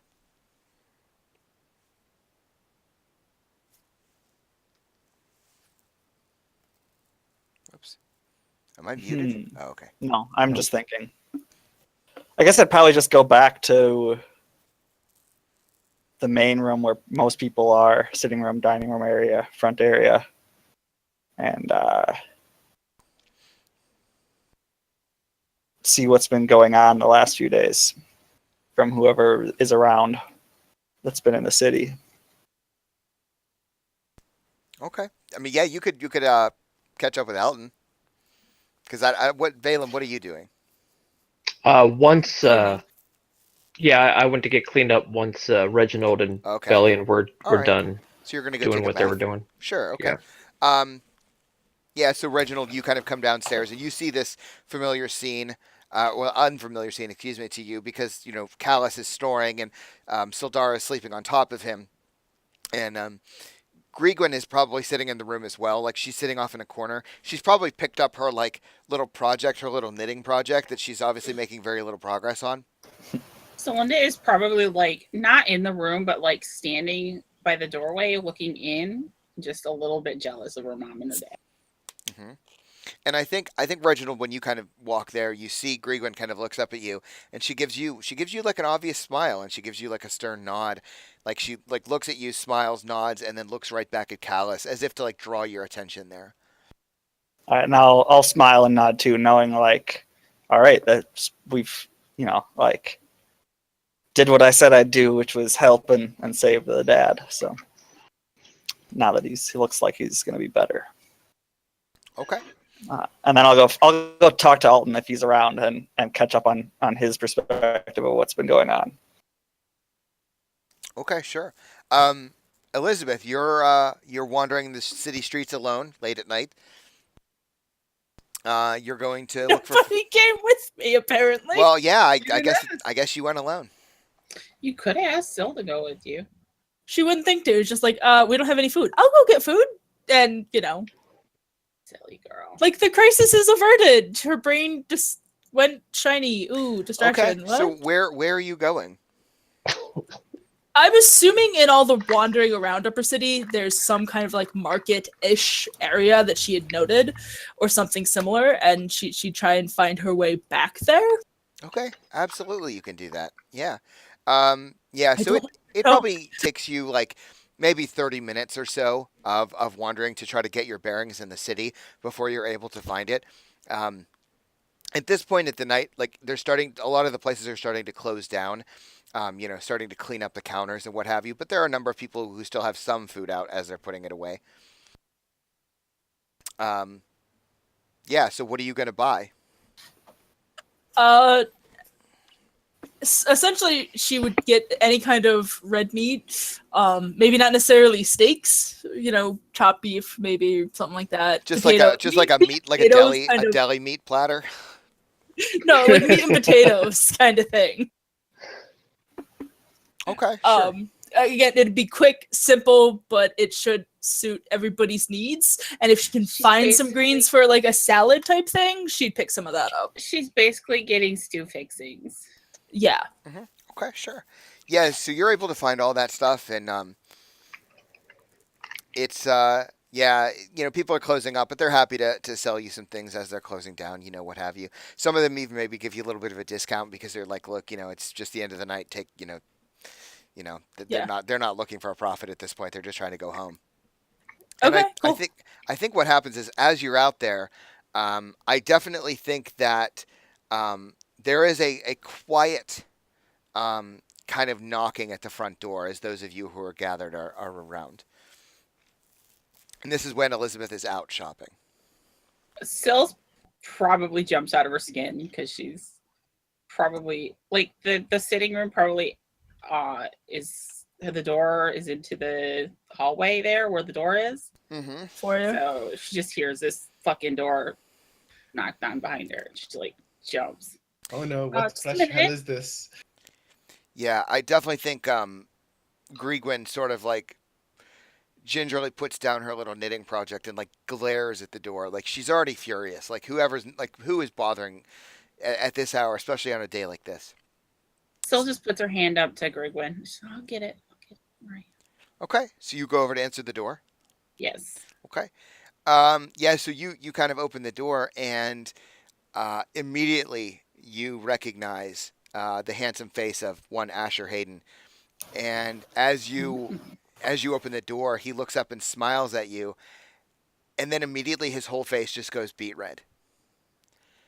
She just like crosses her hands over her chest and she just looks him up and down like, Like you're actually crossing your arms, like. Yeah. Oh, okay. Like an older sister or something. Okay. Yeah, like older sister and her sister's boyfriend just showed up and he's about to get a talking to. Yeah, and he looks at you a little surprised and he composes himself. He says, "Oh, good evening, Lady Icewing. Forgive me, is it too late to be calling?" No. Beth isn't here though, but you're still welcome to come in. Yeah, and like immediately like you see him try to swallow the embarrassment. Oh, well, yes, I was just checking in to make sure that everything was all right. The last time I was here was a bad time. Is it a bad time now? I can come Last back. time you were here? Yes. No, it's not a bad time. I don't mean to be rude, of course. It's late, and I should have let called ahead. I do apologize. I'd be more than happy to come back at a better time. How about I just send Beth to you when she gets home? Oh, I'm sure I don't. Well, I. Uh, if you could just let her know Yes, well. Oh, just invite the man in. And like he's stammering so She's hard. not letting him in. And She's yeah, and he totally just looks at you, Selene. He says, "Yes, well, yes, thank you." And he just like turns so fast. Oh no, you're not. You're not going anywhere. And he like as he's turning, like he almost trips, and he like looks up at you a little confused. Oh, I'm sorry. I thought it was a bad time. Oh, she's so You- fucking with him. You realize we're leaving soon, right? Um, At his insistence. well, You were the one that told us to. yes, that was uh potentially rather hasty of me. Uh, this is your home after all, Lady Icewing. I should not have made such a claim to you. That was out of I don't have the position, the authority to. And like you see him visibly swallow. I want to know what your intentions are with Beth. He's like, that's Sean laughing, not him. Um, I Oh god, older sister mode engaged. Shit. yeah. Well, I'm sorry. I didn't quite take your meaning. What are your intentions with Elizabeth? Well, I was just hoping to see her before you left. Uh, as you said, I understand you were planning on leaving. I just Are you just having fun with her? and like there's like a genuine look of shock and disappointment that crosses his face. Saying, I hope that's not all it is. So do I. Because if it is, I'm gonna have your balls. And like he looks like genuinely like shocked. Madam, I do believe that's rather inappropriate language. I promise Beth you, is I have like nothing but this the person. best hopes and intentions for Elizabeth. But Yes, she, well, you came here courting me, and you left with Beth. So I have to be a little bit worried about her. n- I'm sorry. I was so taken by her. In all honesty, Mhm. Lady Icewing, well, you're both Poor very guy. beautiful, and I thought she was young, but it turns out not so much. Oh, she's young. Not so young, I hope. Yes. Well, And I she's think like learning. as you're standing there, like other people on the street have noticed. You see candles lighting across the windows, and I think at this point, like the camera kind of cuts to like Elizabeth walking back with like bags of groceries, like whistling. And Yep. Elizabeth, you're maybe like a couple 100 feet from the door, and you can see the silhouette in front of the door. Like I don't know if you recognize it as being Asher, but Probably not. Yeah, exactly. He's got clothes on, so probably not. true. And it's Celinda, so maybe it's Oh God, can Celinda see her from where she is? I why mean, can't I think of his name? Alistair. Maybe it's Alistair. There we go. um, so It's so easy to get those two's name mixed up. so yeah, I don't know if Celinda. I feel like Celinda's a little too distracted to notice that Elizabeth is coming back down the street. Um, but Asher is stumbling and obviously stammering, and he's just trying to explain, which he's doing very poorly, obviously. So then, as I get closer, I'm assuming I'm gonna I notice think who you. it is, or I not only do I think you notice, I think the first thing that you catch is his voice, right? Because his voice kind of Yeah. carries, and being outside, not in the house, and you obviously recognize his voice, and you Okay. recognize the stammering immediately. And so, like, you're approaching and you hear him stammering. What do you do? she's gonna get that little smile of okay, and kind of shift the groceries in her arms and well, what have we here, Celinda? What are you doing? Just making sure. Let him in. Don't be rude. Well, he was gonna leave. I had to And I'm gonna give her a suspicious look. And I think Asher looks to you, Elizabeth, and his eyes are darting between Celinda and Elizabeth, and he looks obviously a little panicked. And he says, Miss Elizabeth, I do apologize. Apparently, it's not a good time. I was just hoping that I could say goodbye before you left. But as it's obviously not a good time, as has been stated by me recently, I will take my leave. Of course, I do Oh, apologize for any. Asher. No. Asher, she just pushes by Asher, takes Beth's bags of groceries, and she's like, just go have fun. And she shuts the door behind her. Okay, so we're left with Elizabeth and Asher standing like on the porch, like on the stoop. Aw, why'd you do that? It was just getting good. And Beth laughs first and foremost. I don't know what she did, but I'm sorry. And it seems I got kicked out. Do you mind if I... And she pauses, realizing how coy she's being, and instantly flushes. Can I stay with you? Yeah, and I think Maybe. like when you say that, he looks a little wide-eyed, like out of like fear and excitement, and he like looks at you, and there's like a little smile creeps across his face, and like he looks back at the door, and he's like looking obviously at the windows to see if like Celinda's still there to yell at him. It's like She's listening at the door. yeah, and he kind of like gives you like a sly little grin, Elizabeth. He says, "I wasn't expecting this, but in light of such obviously dire circumstances, not having a bed, I can't allow this in my city. I don't want Baldur's Gate to get that sort of reputation. It would be my honor, lady." And he like reaches his arm out to like hook your arm in his. Polite as always. And she'll take it. And again, she's got that smile, and it's that knowing, content, Yeah, going to silent get thanks, some. Yeah. Belinda. I don't know what else you did to him, but thank you. I will actually look out the window and go, bow, chicka, wow, wow. Okay. So Elizabeth and Asher go basically trying not to run back to Asher's place, I imagine. Oh, no.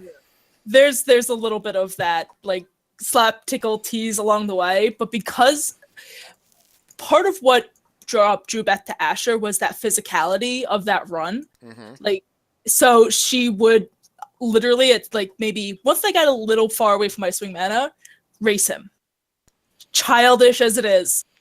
Okay. Sure. First one backs on top, kind of thing. Okay. So yeah, like you say that, and like you take off, and like he takes a couple more steps and stops dead in his tracks, and he looks like surprised. And like as you're running away from him, like laughing, and like you see him, and like he begins to like stretch out his calves. Like you see him just like shit-eating grin on his face. He just looks at you, and he begins to stretch out his calves, and he's like pulling his feet back to his hips, and like suddenly like he just takes off after you. You've got a good head start, but like it's obviously on, like it's a race. And yeah, she completely falls. She stops like half, like, I don't know, 100 feet away and sees this, and she's about to like shout at him, like, "What are you waiting for?" When he starts running, and she loses a chunk of her lead, so she takes off again. Okay, yeah. So like, and it's like on, and you do see like a couple other like the street sweepers and stuff. Like you guys bolt past, and he's like, and he's like cheating. He's like taking shortcuts. Like he knows. Yeah, this so city. she like stops, hits the back pedals, chases after him. Yeah, exactly. Yeah, so you guys are bolting back, back to the house, and why don't you roll me? Let's have a little roll off here. Why don't you roll me a d20? Okay, because my rolls are fantastic. Oh, I go in second. It's like splitting the difference. So he beats you handily. Like he's able to get, like he knows the city streets. Yeah, exactly. This is not his first run through the city, right? So not only does he beat you, but I think what happens is, because you said first one gets it first on top, right?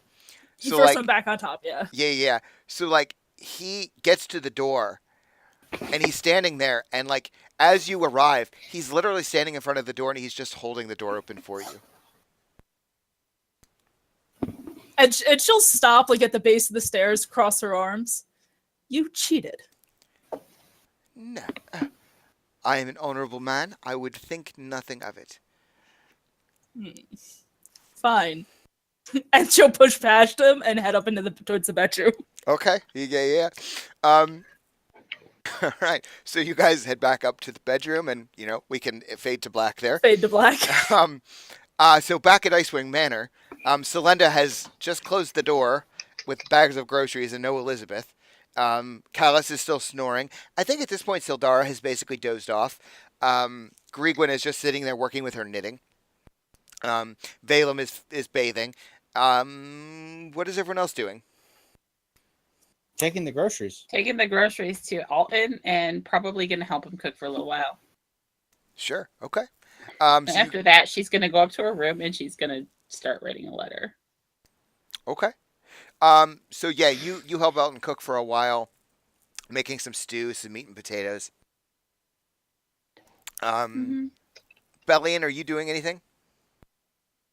Probably gonna figure out, like, gonna probably talk to Greenwin. I mean, there's a horse outside that doesn't belong to us, and there's a carriage missing, and there's a whole lot of stuff we probably should take care of. Okay. You know? And it seems everyone seems sleeping or cooking except for Greenwin. Essentially, it seems like. Well, I yeah, think Reginald's Greenwin is chilling just out sitting there too, casually, kind of knitting. She's gotten better at it, which is not to say much. Like she was never great at it to begin with. But what are you trying to ask about specifically? Pretty much like, did you all not notice we didn't come back last night? And you say that, and I think Greenwin kind of looks up at you, snorts, looks back to her knitting, and just says, like, while she's obviously not looking at you, I don't think I would notice if you never came back.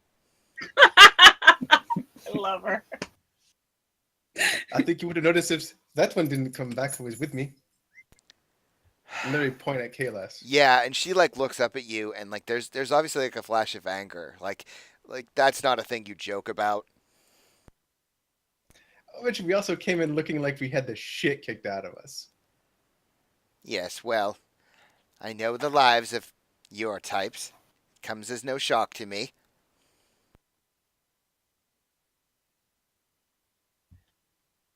You're a bitch. And you're an asshole. I'm aware of this. I was not trying to hide it. Ah, good. Reginald should take care of this, the horse and carriage situation. If Sorry. he's not sleeping in the corner. Oh. Reginald! What do you want, Bellion? We have to take care of the horse and carriage. Well, what is left of it. God damn it. Should probably return it. Plus, it's night. Don't you normally go home? Oh, yes, I should probably get home. Let's take care of this horse and... Let's go. And I will go with him for that. Okay, so you're gonna take the horse and carriage back to where you Oh, rented we it. have the, no carriage. the horse and the story of why there's no carriage Why there's no or other carriage? horse. Oh, right, that's The right. story of why there's no carriage and a missing horse. True. Yeah. Because you came back short one horse and a carriage. Right. Yeah. Yeah. So and the stable you got it from, of course, Reginald, as you well know, is available to you at all times. There's always someone there working. Usually, especially at night, there's someone sleeping at the front desk, but there is someone who's supposed to be responsible for the place as you arrive. And yeah. So you kind of walk up, and I definitely think you see this like young man who's probably like in his late teens, and I think as you arrive, like he's basically got his head down. He's not quite snoring, but he definitely doesn't look like he's awake.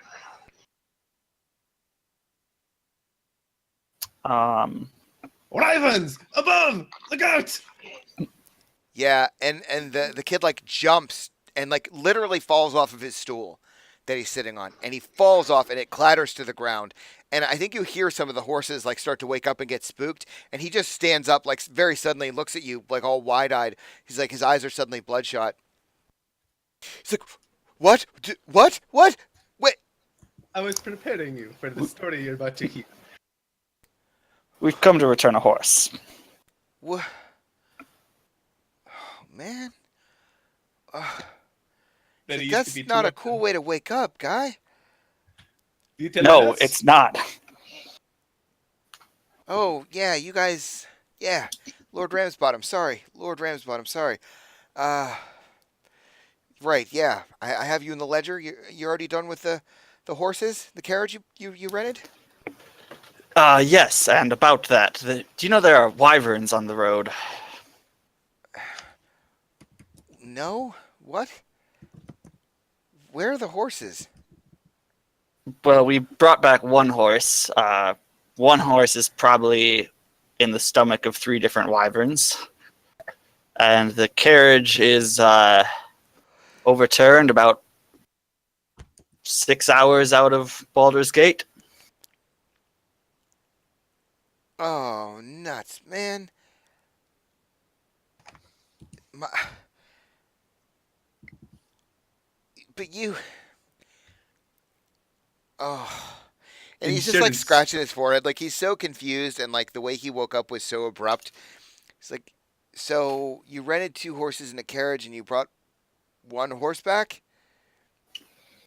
Well, the other horse, one horse, and then I told you where the carriage is. I'm sure you can send someone to find it and gather it and repair it. So it's not really like working as a carriage right now. I don't. You It know has what? wheels.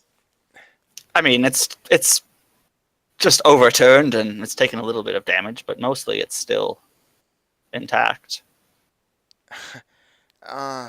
Lord Ramsbottom, this isn't.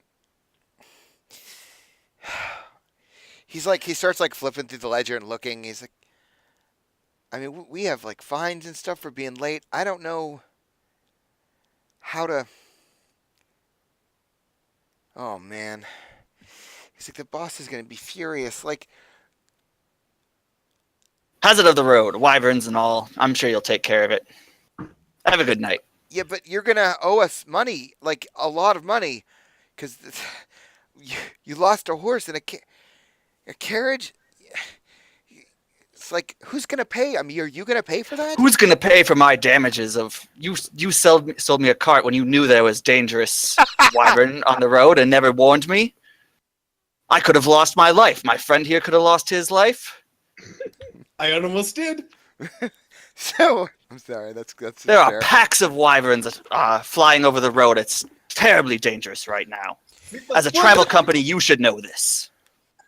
It's like, listen, but that's your responsibility. That's not at all how this works. Like, we don't take responsibility once you leave the city. Like, that's, I mean, you can't honestly expect that to work. Do you not have insurance? Insure what? Insurance? What is that? It is when you pay money and then as a gamble, essentially, that you won't have things break, but you did. It's like, It is a problem. listen, no. Like, I don't even know where you're from. That's a thing. You're gonna owe us at least, I mean, 100. Send the bill to Lord Magnus. I can't just what? I can't. If he disputes it, then send it back to me. But Oh my god. I don't think he'll have a problem with it. It's like, I can't just bill it to somebody. You can do what I tell you to, young man. He's like, all right, sir. You're right. Okay. Just so you know, I mean, you're looking at least 150, 200 gold. I mean, as long as Lord As I Magnus, said, send it to the Lord Magnus Estates. all right, but I'm gonna have to mark this in the book. You do that. Oh, All perhaps you right. should hire adventurers to kill the wyverns at some point. Unless you want all of your horses to go missing. He's like, can you just go now? We could have gone a while ago, but now we're just messing with you. Yeah, and he's just like rubbing his eyes, like he's like, you've ruined his whole night, suffice it to say. So yeah, as you guys are like walking away, he begins to like mark down in a ledger, like he's taking notes and writing stuff down. Okay, so you guys start to return presumably back to Icewing Manor, unless Reginald, you're gonna go home. Yeah, I'll just head straight back to my home Okay. once we get back. I don't know if the carriage place is in the upper city, but I'll make sure Bellion can get back into the upper city if we had to go through Baldur's Gate. No, but- you there would be a stable up Okay. in the upper city for the wealthy, of course. Okay, so back in Icewing Manor, what's going on? Selenda, Valem, Alton. Splenda went up to her room to write some letters. Oh, okay. You want to tell me who that's to? You can whisper it to me if you need. I'll whisper it to you. Okay. What time is it? At this point, it's probably 10 o'clock. It's pretty late at this point, I would think. I'm gonna go to the Rat Queen. Sure. Alton has prepped everything for the morning for breakfast, but other than that, he is finding a place to crash. Okay. Now that he knows his guest rooms, he's going to see if he can find one. Yeah. You're not comfortable in the kitchen anymore? I'm very comfortable in the kitchen. I'm just not comfortable being in the cupboard. My name is not Harry. Oh well. No staircase. Still covered. Okay. All right. Valem, you started to say what were you going to do? I was going to the Rat Queen. Yes. Okay. Yeah. So as you've been there now several times, in fact, you are easily able to find your way down there, and as it is another day of the week, the place is hopping. There's music. Mhm. There's cheering. It's anytime someone's awake, this is going on. So you enter, and of course that same hefty bartender, the balding man with the jowls, is tending bar, and yeah, I think there's a number of people obviously enjoying themselves. You don't see Alistair initially when you walk in. Yeah, I go straight to the bar, to the bartender, Mm-hmm. shake his hand, greet him, hey friend, kind of thing. Yeah, he's like, oh, hello, sir. Hi. Yeah. How are you? It's good to see you again. Like he's obviously just like Does he nervous. seem very nervous, or? Well, I mean, he's nervous, but also like there's a certain reverence for someone like you. You did something kind of Oh. miraculous. So Okay. Oh, yeah. I just kind of play it down. Is the eel about? yeah, and like at that point, he actually begins to look around like the whole room, and he's like, yeah, he was here earlier. I don't know, must have slipped away, huh? Haha. I Yeah, get what you did there. yeah, he's obviously very pleased with himself. Yeah, so, Definitely looking to have a chat with him if it's possible. oh yeah, and my check his rooms. I don't have a problem. You go down there. You're practically family, and he like punches you on the shoulder. Okay. I just kind of rub it off then, kind of wave at him, and I'll head towards the stairwell. Okay, sure. Yeah, so you begin heading down, and very familiar scene. You almost like know exactly where you're going at this point. Um, and you see that hallway off to the left where there's like that little the surgery center kind of thing, and then you head down a hallway to the right, and then you make another right to what you remember to be Alistair's room. And as you're kind of turning the corner, you hear some voices coming from his room. Alistair's voice, and then that younger boy's voice, who you probably recall, and then the doctor, the physiker, is in the room as well. Okay. And like as you begin to walk down, like you're hearing the whispering, and suddenly the whispering kind of stops, and I think the young boy's head kind of pops out, and he looks at you, and like there's like a little, oh, it's just you. You alone? Just me. Yeah, he's like, you alone? Yes, I'm alone. Huh. Well, yeah. All right, come on back. And like he heads back into Alistair's kind of room, and you see that there's that little table with the chairs, and the physiker is sitting there at the table, and he's got kind of a notebook there that he sort of like closes right when you walk into the room, and there is the young boy takes a seat, and Alistair is stretched out on his bed with his leg like. It looked like the physiker was like letting it air out, kind of taking the bandages off and what have you. And Alistair's like propped up with a pillow, and he kind of looks at you. Oops. Yep. Oh wow. So, yeah, he says he kind of looks at you and gives you like a little nod. Oi, it's good to see you, mate. Indeed, it is as always. Just had a pretty harrowing travel. Thought I'd come and get a drink with an old friend. Boy, sure, mate. Yeah, right. Of course. Uh, yeah. Work's done, boys. We can go enjoy ourselves. Say, before we head upstairs, do you have you heard anything from Waterdeep? Uh, yeah. A couple of my boys made a trip. Heard some things. We should probably get a drink, mate. Why don't we, and like the physiker stands up. He's like, no, Alistair, let me wrap your wound before. He's like, nah, mate, it's all right. I'm not bleeding or anything. It's all right. He's like, and you see like his pant leg is like rolled up over his leg. Um, and Alistair kind of stands up and he's like, come on, boys, let's go have a drink. And like he will like try to lead you upstairs. Is that thing still bothering you? Oh, it's all right. He's like, it's just gonna take some time. That's what the doctor says anyway. Well, I kind of chuckle and just whisper a little thing to him, make him feel a little better. Okay. Yeah, and yeah, like you notice like his and it's like a slight limp at this point. Like it seems to ease up as you do that a little bit. And he says, that was pretty nice, mate. Made me feel nice. You and your friend's pretty good at that, huh? And he kind of like elbows you in the side. I don't get your meaning. Right. And he just winks at you and he like starts to head upstairs ahead of you. Hmm.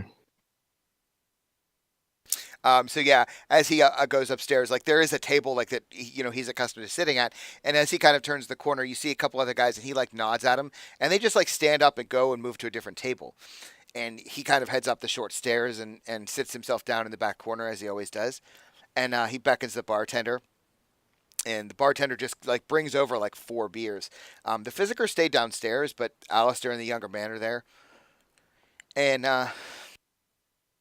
he sits down and I think he holds up his beer glass to you and he says, to our continued health, and he like goes to cheers you.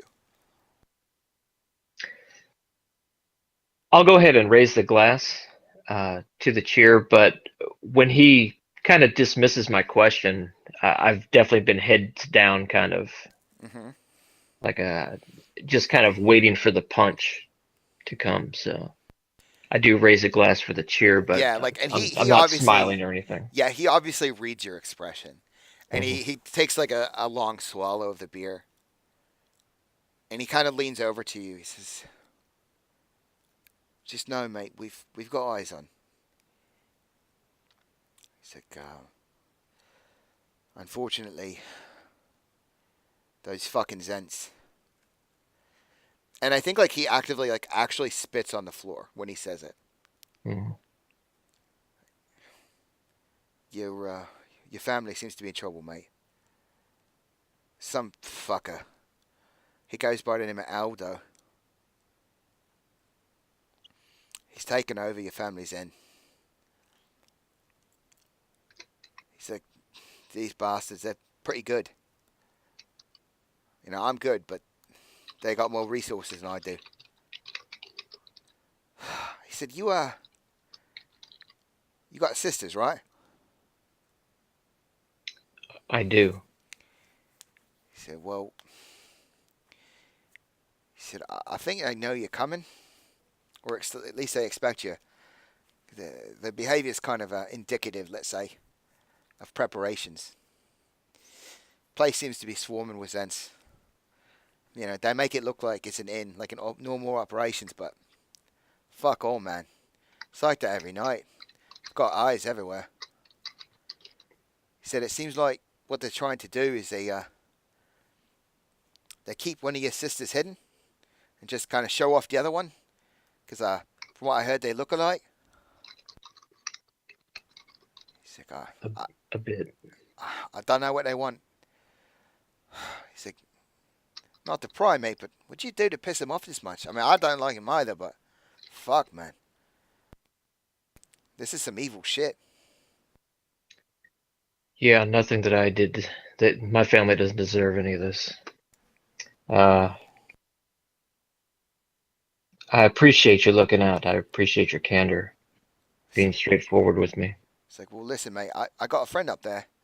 I think one of your friends met her. She's she's a shadow, that one. She's dirty, dirty work she does. And like he like smiles, like he's got like a really shit-eating grin when he says it. He said, "She's looking out for your sister. She's trying, but it's hard work doing that alone. We don't have resources up there either." He said, "Mate, if you go up there, and I assume you will, because you seem like the stubborn type." He said, "I like you're stupid, but," he said, "you got to play this one smart." He's like, "I don't mean to tell you what they're gonna do, but those Zents, man, they're bad news. I wouldn't want to see anything happen to your sisters." Yeah, me either. Uh, Again, thank you for your concern, and again, I appreciate everything you've done. Yeah, mate. Well, I'm offered to do more, but at this point, I don't know what I can do. No, I completely understand. This is something I'll have to take care of. And I think, yeah, like he thinks that kind of conversation is over, so he takes like another long swallow of his beer. Hmm. He says, "You you guys like blew into town and shit just went sideways for a while there, huh?" He said, "You hear Yeah. about that nobleman, the one you were after?" So Which one, Magnus? he's like, "Yeah, mate, maybe keep your voice down a little." Mm. He's like, "I mean, we got friends here, but," Mm-hmm. he said, he got killed in jail." He said, "I don't even know how they got in there. And I'm pretty good at getting in places, you know." And he like elbows you again in the side. Hmm. He's like, "I mean, I'm not saying a bastard didn't earn it. He did, but still, Are there any suspects? not unless you know anybody that can burn someone's eyes out from inside their head." Unfortunately, I think I know who that is. And like he starts to laugh, and like realizing that you're not kidding, like he looks a little serious. "Fuck, mate."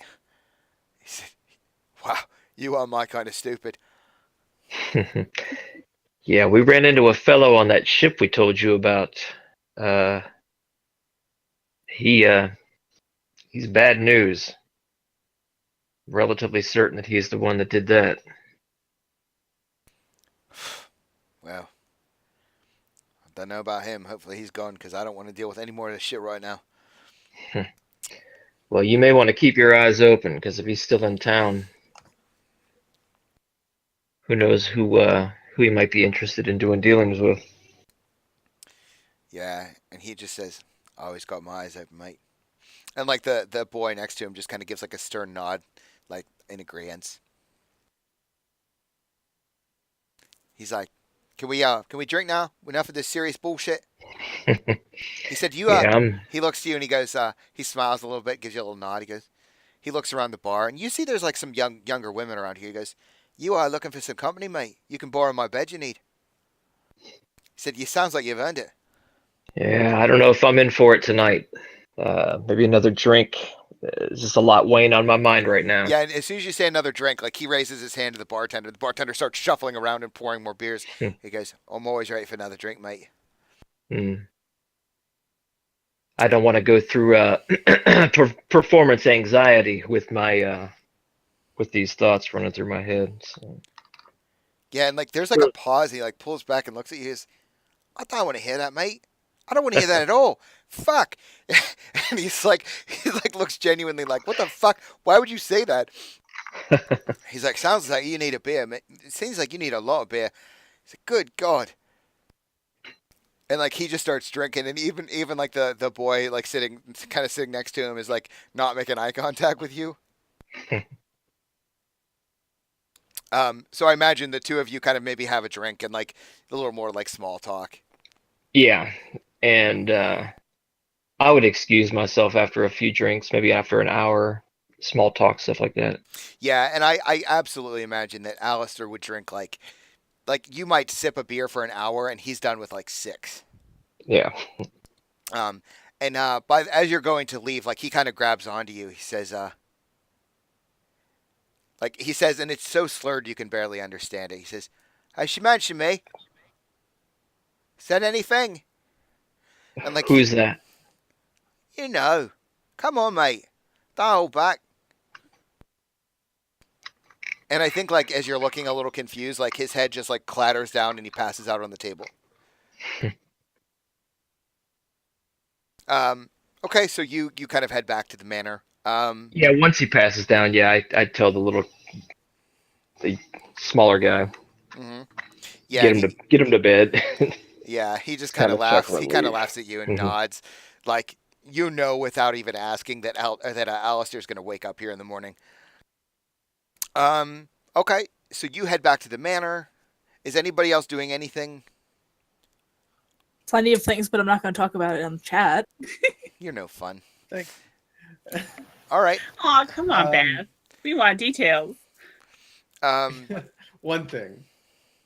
Climbing to the top of Icewing Manor and setting up my little dome on top of it this time. okay, sure.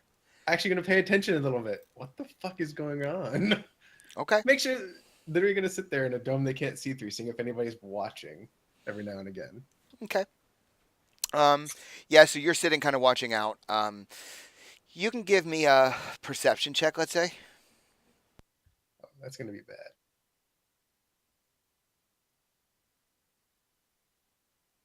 Whoops, wrong thing. Hold on. Right next to it, you know. Yeah, the only thing you might notice, and this is up to Alton. Alton, what is Oz doing? Like, what does he do while you're sleeping? Does he like scratch your back until you fall asleep? I'm being threatened. Why? What? I have an invisible spy, and I know one party member is getting it on.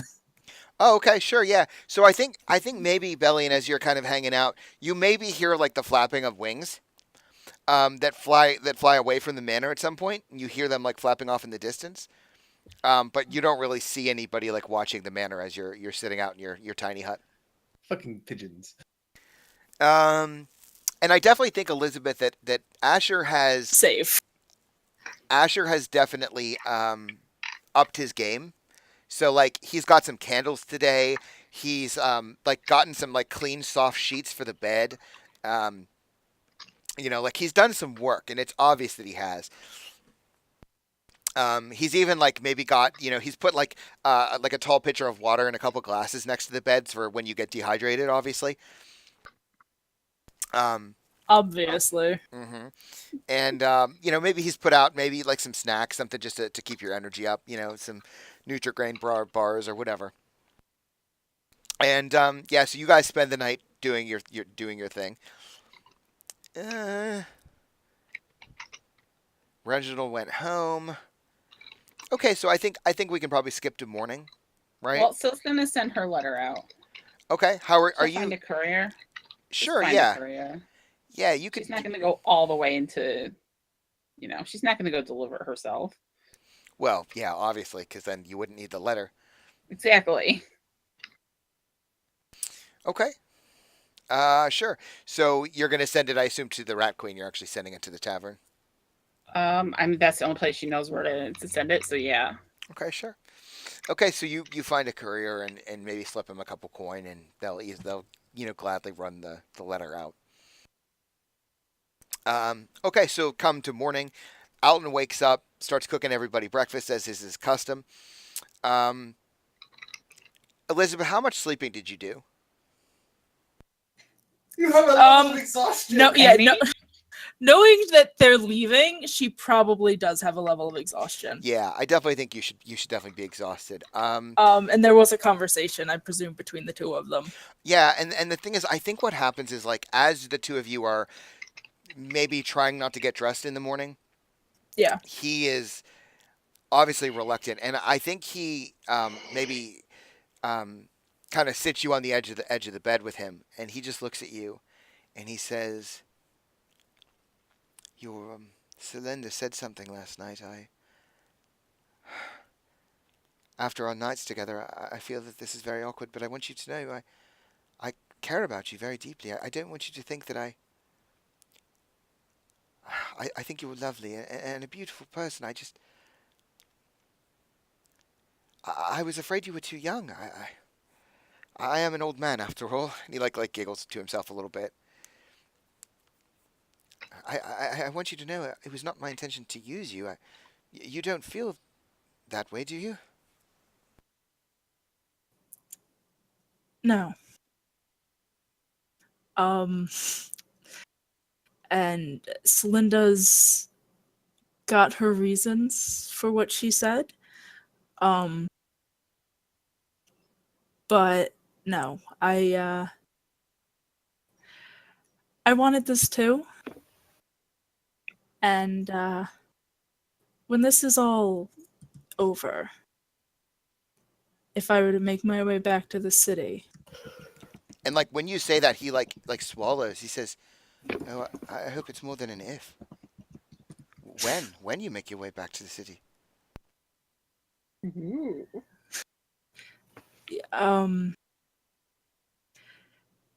If I would make my way back to the city, I will try. After all, somebody's got to make sure Celinda gets home safe when all is said and done. But it's good to know that I've got other friends here. And like he looks a little dejected. Like he genuinely looks a little taken aback. Well, yes, of course You're breaking his heart, Beth. of course, should you need a bed here whenever you're in town, And she blinks. Okay, so that didn't work. Okay, you're I'm sorry. you're great. No, let me. Yeah. That's okay. not what I meant. That I'm a farm girl from well outside the city. I'm not a noble. I'm not. So I get it if in between now and then something happens. I'm not going to tell you to wait but I'd like to come back here and possibly take this further. But that's what I want. But I'm not going to assume that's what you want. I made that mistake once before. Well, yes, I guess this is how it has to be. I wasn't prepared really. Do you think you'll be gone long? What is your what's your goal? We haven't had the time to really talk much. Well, that's why I said if I make my way back to the city, we're kind of hunting the giants that are threatening the area. That was the original. I guess. Oh, Mel, you're going kind of robot yeah. there. Testing? You're Better now. Better. Okay. Yes. So Nope, kind there, of, Robot. there goes Never again, mind. Robot Bell. It's a new sex position Are you- between her and Asher. testing? Testing. You're okay That's We with think that? it works. Okay, so we're hunting the giants. Oh, well, really, that's rather dangerous work, isn't it? I mean, I could find you work here. You could, it's not very dangerous in the city. You seem to have a knack for finding people, and, I do, technically, I did deputize you, which I suppose would make this relationship very unprofessional. I didn't think about that. So maybe it's better that I go. And when I come back, we can deal with it then. And if my job gets in the way of professionalism, then I find a new job. So long as I can stay with you. Yes, always, of course.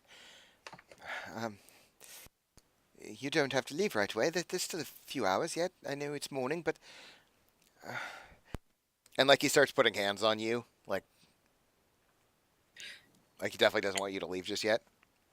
She starts to kind of pull the no, I have to, and then third time's the charm, and they go back Okay. to All right, sure. habits. Okay.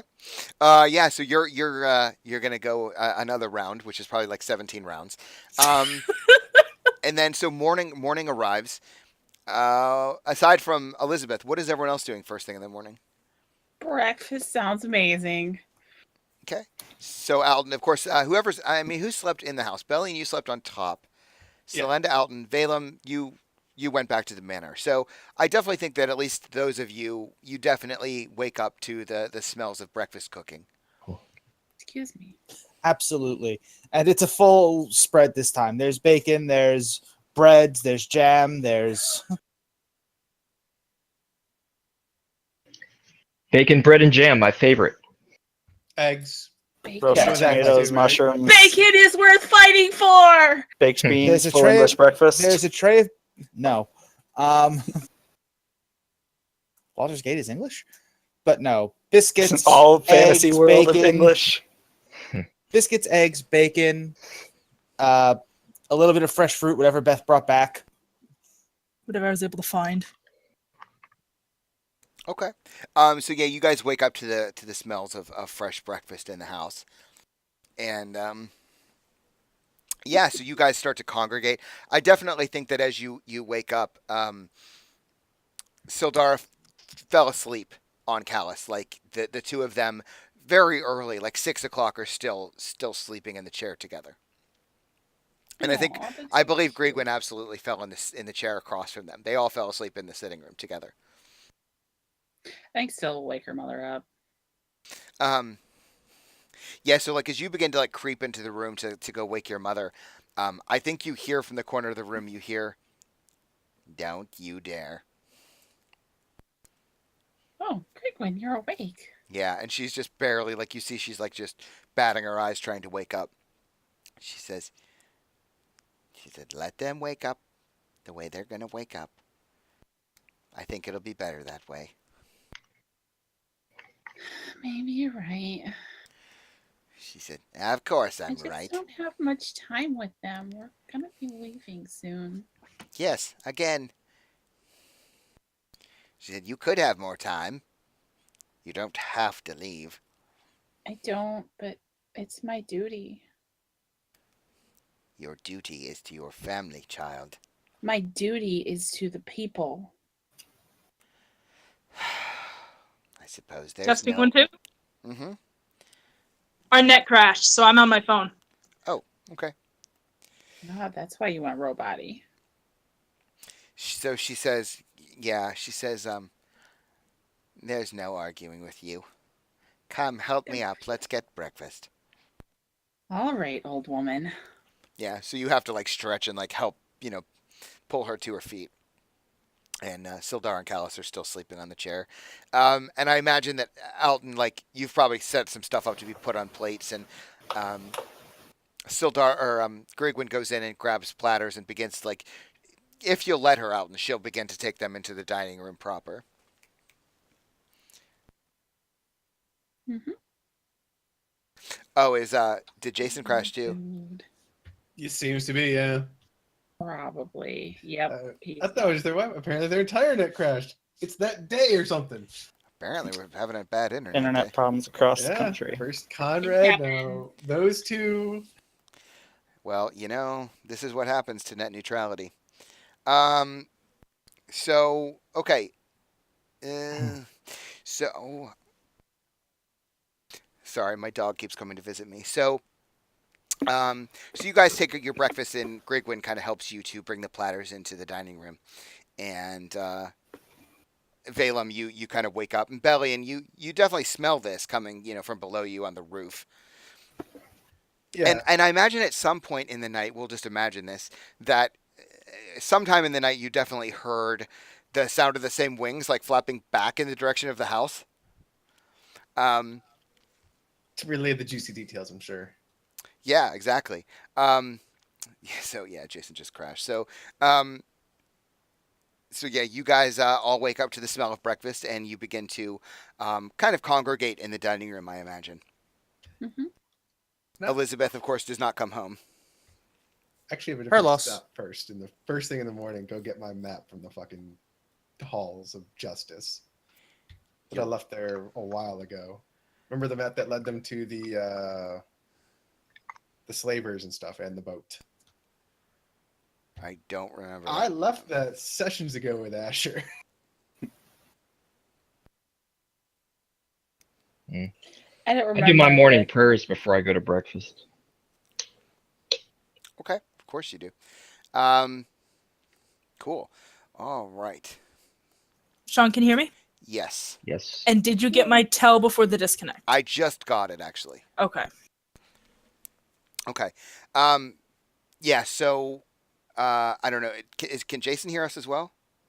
I am back in. Okay, good. Yay. All right. So, you guys, with exception to Elizabeth and Belly, and you guys all, and Reginald, I guess Reginald, you're probably still at home. I'd probably get up pretty early and head over there though, because I'd be wanting to make sure that Callus was gonna Of be course, fine. sure. So maybe slightly after they finished eating breakfast or something. Okay, yeah. So yeah, you guys all kind of congregate and you have your breakfast. And it's all this fabulous meal that Elton has made for you. And I think that what happens is, as Reginald, as you approach the front door, do you just walk in or do you knock? I'd probably walk in by this point. Been coming Okay. and going from this house so often, so Okay. Yeah. I try to unless it's locked. If it's locked, then I'll knock. I don't know. So, Linda, would the door be locked? Probably not. Okay. All right. So the door's unlocked and you can just sort of walk in. And I think as you walk in, Reginald, like you open the door, and as you do so, like out of the corner of your eye to the right, you see the big dining room, and you see several of your friends that have kind of sat down to our breakfast, and the plate is basically all but empty, right? The platter is all but completely finished. But as you walk in to the left, where the sitting room is, you kind of see some motion to the left, and as you look up there, you see Callus is embracing Sildara, and they're just like standing in the room, and they're just holding on to each other. And as you kind of look up, Callus sort of swivels his head and turns to you, and there's like a sudden shock on Callus's face, like he looks very surprised.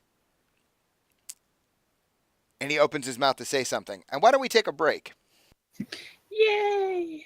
All right. Also, I'm taking a break because obviously, so Mel and Jason can maybe get their internet sorted out. We'll reset our router just to make sure.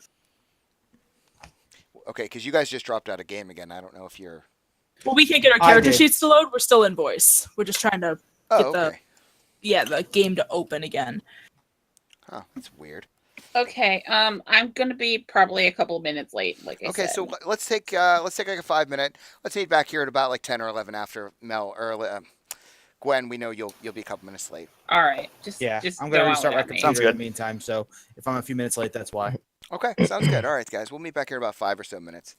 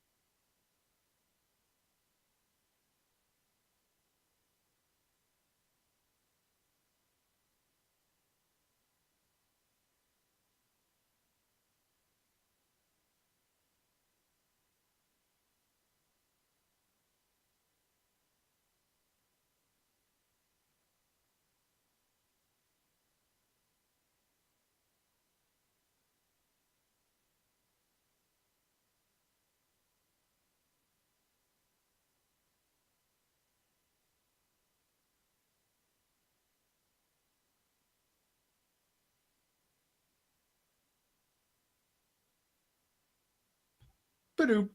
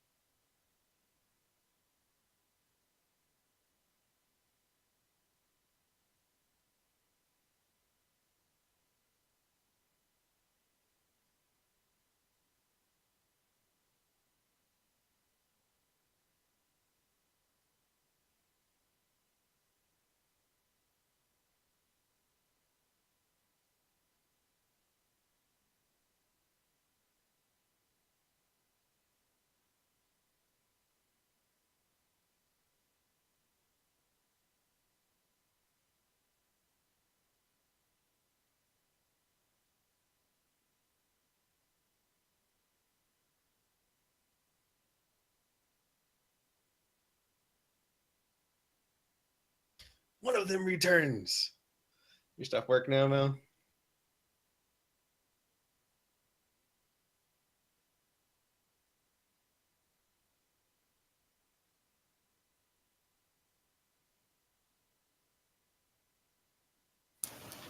I'm back. Testing 1, 2. Works. No robot. Apparently that fixed your guys' issue. Just some restarting and you're good to go. Well, no, we actually went down. Our router was flashing at us, sending, receiving. So they probably spiked the No. boxes. I meant more after, like when you're having issues like loading Yeah. stuff.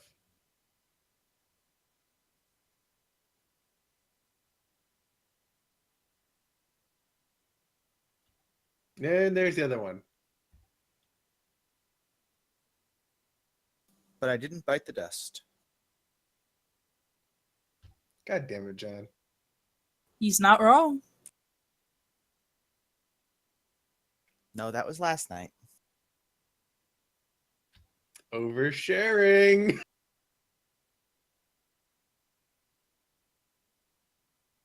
He can be a arrogant asshole. Understatement of the day award. That being said, everything looks like it's working properly this time, so. That's I'm good. back. You're back before Sean is, I believe. Everyone else Wow, is here. really? But him, yeah. Yep. Wow. I think he's expecting John's us to have problems. obviously here. I thought it was gonna be really late because Christian showed up, and I was like, "Fuck! How am I gonna get rid of him?" Easy. Be like, I'm busy. Yeah, but sometimes it doesn't always work, especially when he gets handsy. Hey, Sean. We are all here. We are waiting on you. Yeah, sorry. I was trying to get the dog to go to the bathroom. Joke. What kind of dog do you have? Cavalier. 2 of them. Cavalier Spaniels. Oh, I bet they're adorable.